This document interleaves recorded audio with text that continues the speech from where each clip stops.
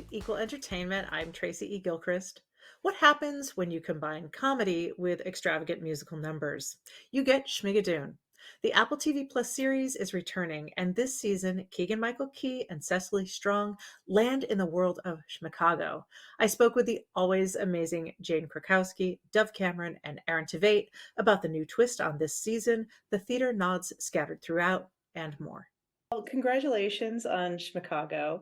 Um, Thanks. I just wanted to begin by asking you what I know you had a small part in Schmigadoon, a small but memorable part. Thank you. Uh, yeah, so memorable. And I wonder, you begin by talking about leaning into this era of musicals, which, when you really put them all together, is so much more cynical than the early, very I mean, they were dark musicals, but anyway, would you talk a little bit about the cynicism and what sort of things you chose and picked out of this set of musicals for your role? Sure, yeah.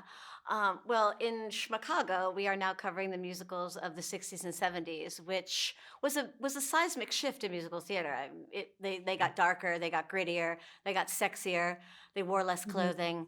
Um, uh, there was corruption, there was greed, all of that comes inside, and of course cynicism. It's interesting. I was playing Adelaide and Guys and Dolls in the West End a few years ago, and I was rehearsing a scene, and I asked the director. I said, "I'm having really trouble with this song. Like, what does she mean here? What does she really mean?" And he said, "She means what she's saying."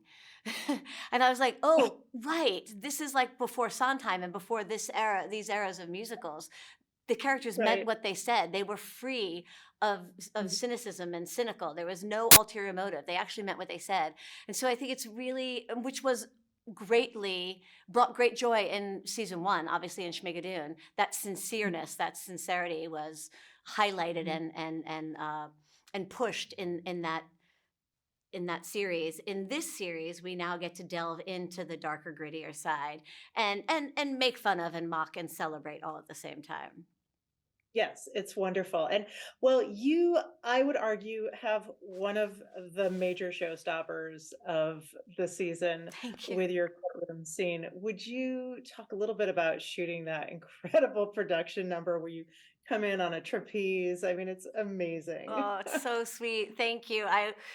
Part of the fun of working on this show with Cinco Paul is that we're like his troupe of players, right? We're his thespians that get to go into different musicals in different time periods, which I love doing. And I love that we get to play different characters than we played in season one. When I opened the script for season two, I couldn't believe it. I was giddy inside and thrilled at the prospect of what he had written for me because I think Bobbie is so smart and funny, absolutely exemplifies the musical Chicago and women of that time. But also has so many clever musical theater nods. My musical number, Bells and Whistles, is called Bells and Whistles, so I got to throw them all in there, basically. I Yes. used all of my special skills on my resume. They were like, When "Whatever you could do, let's do it." when you come skating on roller skates with Lady Liberty, like the Liberty, I was like, Oh, I'm so okay. glad. I'm glad I hope it made you laugh. And that's Oh sort of my God. spoofing myself as well because I my first Broadway musical was Starlight Express on roller skates. So that's sort of a parody on myself even, within the number. But it was a great joy. It was one of my favorite filming days in my career, which I know sounds like a giant statement and I don't mean it to be, but it was just one of those magical days where Cinco had written me an incredible number. The cast and crew were there being so supportive, and the crew, once they'd seen the first rehearsal of it, just really all stepped up to try to get every shot that we could filmed in the small amount of time we had to film this number and that we have to film any of the numbers on the show. So it was just a really special day. I could feel everyone in the room rooting for me and vibing for me, and it was just awesome. And of course, I got to learn how to trapeze. I'd never done that before, so Cinco had written that I entered on a trapeze. I was like, "Can I stay on it? Can I try to do some tricks?" And so they sent me to trapeze school for a little while, and I tried to get whatever I could and put it in there. Well, it was amazing. And I mean, next up, you can tour with Pink. Exactly. I love pink. Yeah, I mean, yeah. Uh, Congratulations on Schmicago and second season of Schmigadoon. And I wonder if you would each start by talking a little bit about entering this new era of kind of slightly more cynical, less, Oklahoma and all those were they had certainly a certain feel to them. So I wonder if you would talk about the themes that are involved in entering this new grittier era of musicals. And I'll go to you, Dove. Well, Aaron and I are pretty vocal about the fact that this is our favorite era of musicals. And I Yeah, think that, mine too. for me, I never really go to like I have my job because I'm a fan. Like I'm a fan of musicals, I'm a fan of film and television, I'm a fan of music, and I had to find myself amongst the people who were making it. And so I was never a fan of going to any form of performance or experience and just feeling like kind of nice. Like I was never like somebody who wanted to be like, that was a nice night. I wanted to leave like torn up, ruined, seeing the world in a totally different light, and feeling like my world was never going to be the same after that night. And this is the era of musicals that Small order. yeah Just a no small but No, but order. I think that's what great theater does. I So think yeah, that's what that's what great I theater always want to see and be a part of. Yeah. yeah. So I feel like that's Yeah. definitely a much more fun world for us personally as performers to inhabit. Yeah, and I think in the midst of that, you can, great theater buries these wonderful messages that you at first don't know you're receiving, and then afterwards they really make you think and kind of hold a mirror up to society at the time. And I think because the source material is everything you said, it's grittier, it's more complex, it's broader, darker. I think they were able to really, season one did this in a way, but I think that the social commentary that happens, but talking about big business and capitalism and things that are happening around us is really artfully woven into this story, and it's cool to get to work on those things.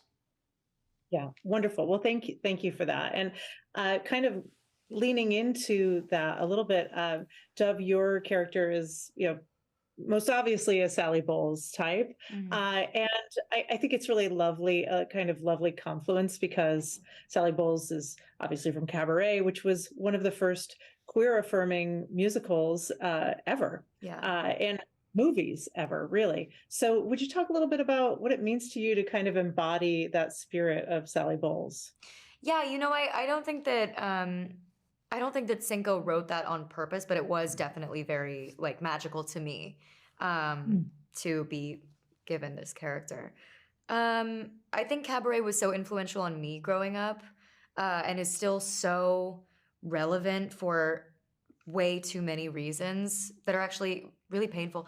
I think like growing up, when something is so a part of your DNA, it's like so a part of your making, and you learn so much of who you are from a piece of, for me, I grew up watching the film and listening to the soundtrack. I never got to see it live until I was much older. But when it's just a part of your DNA, you don't really realize how maybe cutting edge it really was when it was, first being. I didn't think anything of it, which I'm lucky. I was raised in a household where it was like, this is just media. These are just the things that you grow up watching. And so having that experience in my home was very affirming from a very young age. And it breaks my heart as somebody who is now revisiting all of this source material as an adult and seeing how relevant, the political themes are, how relevant, especially right now, the queer affirmation is, and how sparse it really is still. How sparse it is in musical theater, for sure, even though, it's a traditionally safe space for queer people. Like in the actual representation of queer characters, very, very, very, very, very sparse. And especially like in such a, I know I'm talking a lot, but especially in such a sexually freed environment too, like with no stigma around sexuality, like those two themes coinciding are massively, massively healing for so many. So it was very important to me to do her as much justice as I could, and I think we need more queer musicals. I agree. I just saw a great one here at the Geffen, The Lonely Few, with Lauren Platten and Ciara Renee. So that's coming. Thank you so much to Jane, Dove, and Aaron for speaking with me. I'm a huge musical theater nerd, and I love how Schmigadoon explores the wide spectrum of what musicals are to so many people. Season 2 of the series hits Apple TV Plus April 5th. You can open the Advocate channel on YouTube for more of my full interviews with the biggest names in TV and film. I'm Tracy E. Gilchrist, and that's what's happening in entertainment.